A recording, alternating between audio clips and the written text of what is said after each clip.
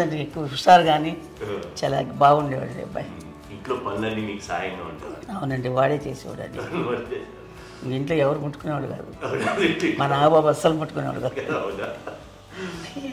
అన్నిటికీ నాకు ఆయన సహాయమే పాపం. నాన్న ఆయన ఉద్యోగం వెళ్ళిపోయారు. నేను పాక్కుంటూ అలాగా వెళుతూ వెళ్ళిపోయాను, నాకు తెలియదు. తర్వాత అమ్మ చెప్తుంటే లేదుగా మాత్రం కొన్ని గుర్తు కంబర్ కోలు ఉంది నాది. ఒక అది పెట్టి అది వెళ్ళి కూర్చోతా ఏడుస్తున్నాను రోడ్డు మీద. ఏసరికి వాళ్ళు 3 years కాదు. సో నన్ను వాళ్ళు తీసుకెళ్ళి వాడు కమరకులో కూర్చోబెట్టాడు. ఇక్కడికి ఏడుస్తాను, ఎవరికి వెళ్ళాడో తెలియదు వాళ్ళకి. సో అది ఒక గంట పోయిన తర్వాత అమ్మ ఎత్తుకుంటూ వాడు కూర్చో వాడు చిన్నబిడ్డ చూస్తారు మొత్తం తెచ్చి అది వాడు చూసి ఈ అబ్బాయి అన్నారు. కాదు అనేసింది. అది చాలా అంటారు సరిగ్గా చూడమ్మా, ఈ అబ్బాయి మా అబ్బాయి అని. ఏంటమ్మా అంటే ఆ కమర్గోలులో కింద కూర్చోబెట్టాడు కదా, బస్ అంతా పూజేసుకున్న అలాగే అయిపోయింది. అంటే రంగని కాదు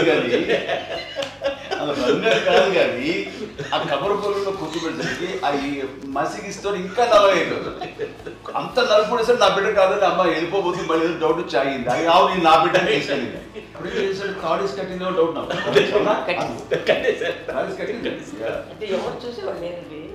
అమ్మేమో అల్లరు అనుకునేదండి, నాకేమో చిన్ననాటి మహాభాగవతంలో కృష్ణుడి గారితో అనుకుంటాను. ఆయన మహానుభావులు అయ్యే వాళ్ళందరికీ ఆ లక్షణం ఉంటుందేమో చిన్నప్పుడు. కొన్నిదల కుటుంబ సభ్యులు మంచి రుచులను ఆస్వాదిస్తారని, మంచి భోజనాలని ఆనందిస్తారని అందరికీ తెలుసు. చిన్నప్పుడు వీరి ఆహారపు అలవాట్లు ఎలా ఉండేవి? ఇదేవి ఎగిరేవి ఇవి ఎవ్రీ డే 2 పూట్ల ఉండాలండి. మరి నాన్న పాపం ఏముంది, తిన్నట్టు ఇష్టం. మరి అన్ని రకాలుగా నాన్న కోసం చేసి పెడుతుంటే మరి తను అది ఇష్టపడక ఆ తర్వాత లేకపోతే కోపడక ఎలా ఉంటాడు చెప్పండి. 5 పిల్లలు అయినా అమ్మా నాన్నలు కొంతమంది పైనే ఎక్కువ దృష్టి పెడతారు. ఈ 5లో మీరు ఎవరి మీద ఎక్కువ ఫోకస్ పెట్టేవాళ్ళు? కళ్యాణ్ బాబు వాడంటే బాగా, అంటే వాడు ఏది తినేవాడు కాదు అసలు. ఏది ఆడికి ఏది తింటాడని ఇప్పుడు వాడికి నచ్చకపోతే, ఇప్పుడు నేనైతే నచ్చకపోతే చాలా గోల్ చేసేవాడిని. అన్నయ్యకేమో చాలా అన్నయ్య ఏదైనా ఏది పెట్టినా తినేవాడు, అసలు అడ్జస్ట్మెంట్ మెంటాలిటీ. నాకేమో నచ్చకపోతే చాలా గొడవ పెట్టేవాడిని. తిండి ఇది ఒక అన్నం ఇదొక కూరలు వెళ్ళిపోయేవాడిని. అమ్మకు అమ్మతో తిట్టి నాకు వెజిటేరియన్ ఎలర్జీ ఉండేది, అంటే చిరాకు అనమాట. కళ్యాణ్ బాబు ఏంటంటే తనకి ఇష్టమైన ఫుడ్ ఉంటే తింటాడు సైలెంట్గా, బాగలేకపోతే సైలెంట్గా వెళ్ళిపోతాడు. అమ్మకి ఏమంటారండి వదిలేమో తన తింటాడు, అటు నిశ్శబ్దంగా నిరసన ప్రకటించేవాడు. దాంతో వాడి గురించి చాలా ప్రొటెక్టివ్గా చూసుకునేది అమ్మ. పైగా చిన్నప్పటి నుంచి కొంచెం వాడు వీక్గా ఉండేవాడు, అంత బలమైన ఇది కాదు.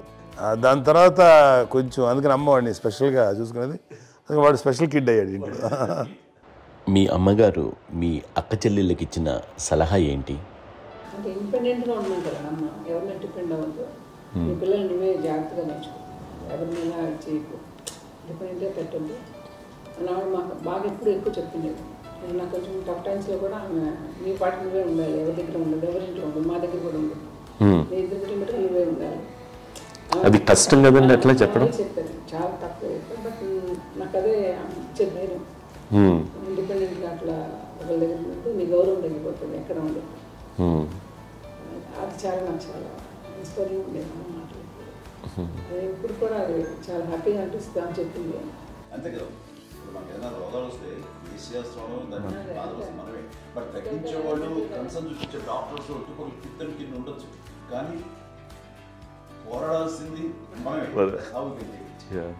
నాకు సార్ కొంచెం ఏదో ఒక డిప్రెస్డ్ ఇదేదో వస్తే ఫేస్ ఒకటి, నేనేదో ఇంకా మా అందరి నుంచి నేను సపరేట్ అయిపోయినట్టు ఒక సిచ్యువేషన్ వచ్చినప్పుడు అమ్మ నన్ను పట్టుకుని I'm there for you. Yes, ఎవరు నువ్వు అన్నా ఎస్ అన్న ఫ్రెండ్స్ కానీ ఎవరైనా సరే ఎప్పుడు కూడా అలోన్గా మటుకు అనుకోకు, నేను నాన్న ఆవిడ నన్ను పట్టుకొని ఇచ్చిన అఫెక్షన్ లేదా ఫీలింగ్ అసలు బలం అన్నమాట.